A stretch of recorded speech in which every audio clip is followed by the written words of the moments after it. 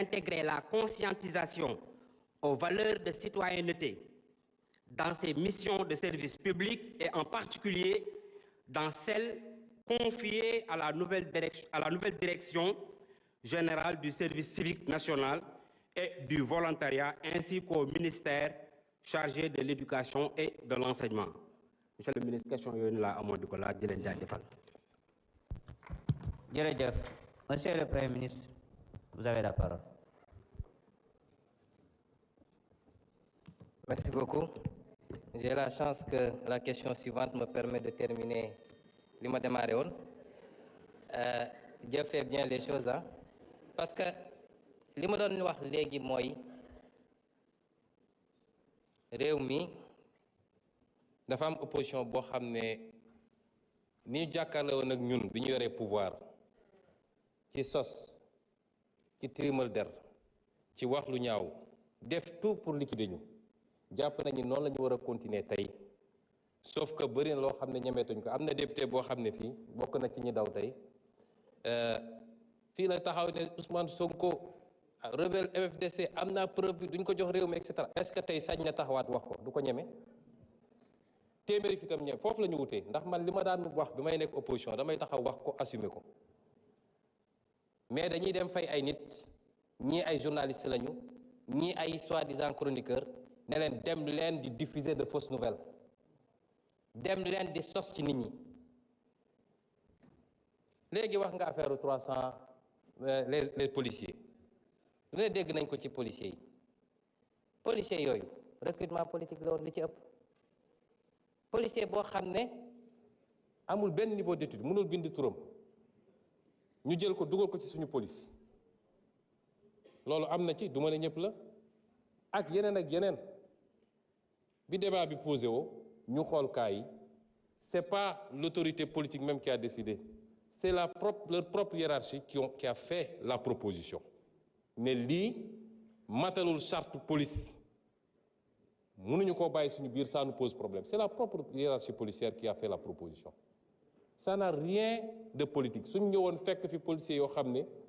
seeni kilifa dañ koo valider ne lii la ñu soxla it dañ leen di bàyyi ñu continuer dem ngeen bëgg a utiliser loolu en pensant que c'est un secteur sensible c'est des gens qui ont une formation qui peuvent demain se sortir manifester xeex ak alkaati ngeen nekk ci yooyu c'est-à-dire suba ba ngoon jot seen ñaan mooy réew mi déstabiliser wu pour ñu ne problème am na fi et vous faites feu de tout bois et vous utilisez souvent malheureusement des gens que je qualifie d'inconscients ñu ne ci plateau yi di wax par rapport à la question posée par l'honorable député dama wax sànq ni la politique pénale est définie par le pouvoir exécutif ci domaine bii maanaam annoncé ko Sénégal yépp nag désormais la politique pénale c'est zéro tolérance à la matière ma wax ko ñépp sur le fondement de la constitution de la République du Sénégal non contre Pape Djibril Fall amoo sañ-sañ xëy rek dugg ci moom dugg ci këram tudd jabaram tudd doomam saaga ko wax lu ne au nom de la politique est-ce que vous l'accepterez vous il faut mu jeex ci réew mi ce sera zéro tolérance désormais dans ce pays diffusion de fausses nouvelles ce sera zéro tolérance dans ce pays que chacun assume on vous garantit à tout le monde la liberté d'expression mais on ne vous garantit pas ce qui va suivre après ku nekk na assumer lu muy wax kenn ragalu fi opposition la preuve je suis le premier ministre qui vient le plus à l'Assemblée depuis que je suis en politique j'ai toujours invité les gens au débat public fii laa daan taxaw j'étais un député de PASTEF assemblée bi fees fii laay taxaw wax li may wax teg samay faits teg samay chiffres donc nous on n'a pas peur du débat mais lii ngeen bëgg a nekkee ci réew mi suñ ko bàyyee fi muy jëm du yoon te nag kenn ku ne na koy natt ci boppam le juge bi nga xam ne andil nañ ko nit kooku avouer devant le juge ni lii maa ko wax maa ko def mu soofantal ko relaxé ko ne c'est pas grave te juge boobu bu ñu ko waxoon le 10e de ça ñu ne outrage à magistrat loolu du yoon Sénégalais yëpp am droit à la même dignité à ce que leur honneur soit préservé et sauvegardé et c'est la responsabilité de l'État et du pouvoir exécutif de veiller à ça et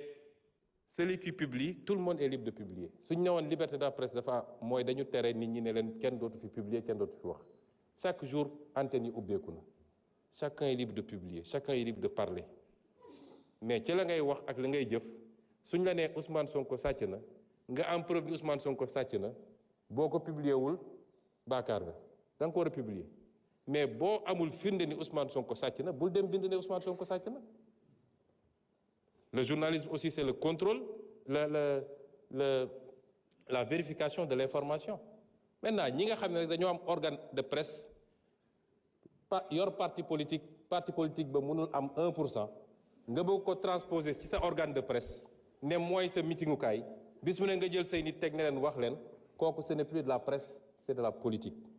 il faut l'assumer. Pour ce qui est maintenant de solution yi communication mi ngi ci l'État a le devoir de garantir à tous les citoyens les libertés yi constitution bi accordé liberté d'aller et venir liberté d'association liberté d'opinion mais l'État a le devoir également de l'encadrer. Il y a un travail éducatif certes parce que li xew dernièrement suñu société te man je suis logique avec moi-même j'ai été opposant mun ngeen génne samay vidéo yu bari yu ma wax ak samay militants ne leen santuma kenn saaga ak xaste parce que loolu du suñu ADN man dama bokk fi ma bokk man ñun xamuñu saaga suñu jotee sumeeku rek la li ñuy régler ba pare ku nekk solaat dem sax moo ñu gënal taxaw di saaga xamuñu loolu. Et j'ai toujours dit à mes militants tere naa ku wootew ci man di wër di xaste di saaga ak ku munti doon ça on est constant avec nous-mêmes mais le développement de ce phénomène ces derniers temps appelle plusieurs réponses defe naa am na un volet éducatif ñu war koo démarrer nag à la base ci ndaw ñi parce que tubaab bi daf ñoo defaral ay outils jox ñu waaye usage bi defe naa dañ ciy xaababal ñu teel a former barki démb maa ngi doon def fii marche ak xale yi xale bi jigéen bi wax ci turu xale yi dafa insister sur la protection des enfants contre les abus sur Internet tey kenn ku ne ci ñun war nga am looy tiit su dee sa doom mi ngi fréquenter Internet loolu il faut ñu xool nuñ koy gérer il faut mu am communication il faut mu am éducation il faut mu am waxtaanaat suñu biir mais il faut mu am fermeté également dans la gestion de certaines dérives loolu mënul ñàkk ci mbir mi également ma dellu si waat aussi ci li ñu wax ci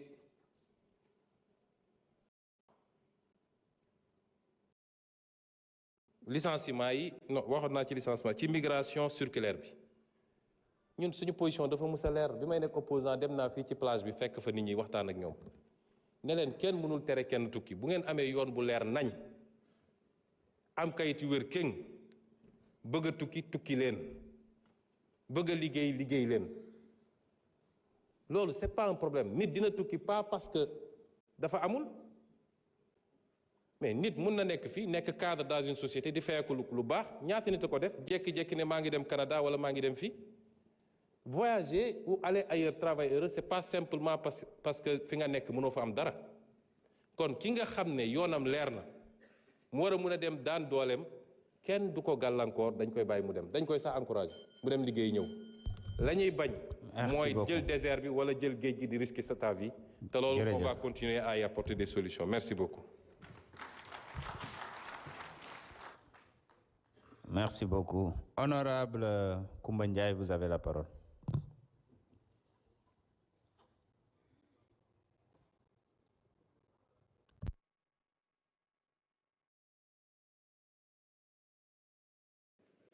Merci beaucoup, Monsieur le Président. maa ngi lay nuyu di nuyu Premier ministre ak gouvernement bi mu àndal yëpp di nuyu sama collègue yëpp. Monsieur le Premier ministre ginnaaw bi ñu seetloo que ni bi ngay jël réew mi dafa fekk ni jafe-jafe financier